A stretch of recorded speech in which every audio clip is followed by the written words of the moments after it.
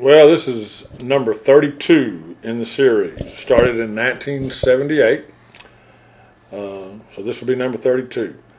R.L. Turner has won 12 of the games.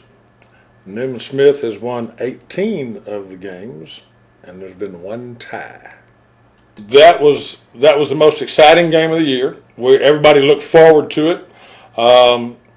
Everybody in Carrollton Farmers Branch that was anybody would show up to that game. They might not have come to a game all year long, but they were going to come to the Newman Smith R.L. Turner game.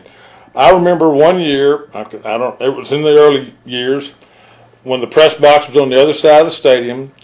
At halftime, the stands, both stands were full, standing room only crowd, and at halftime I looked out the back of the press box down Valwood toward Interstate 35, and the traffic at the half was still bumper to bumper trying to get into the stadium.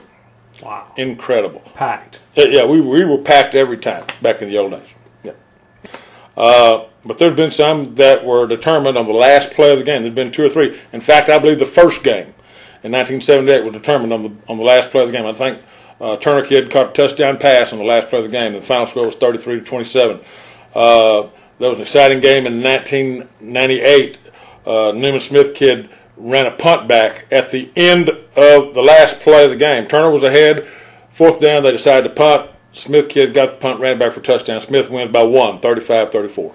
I mean, there's been some unbelievably exciting, close ball games.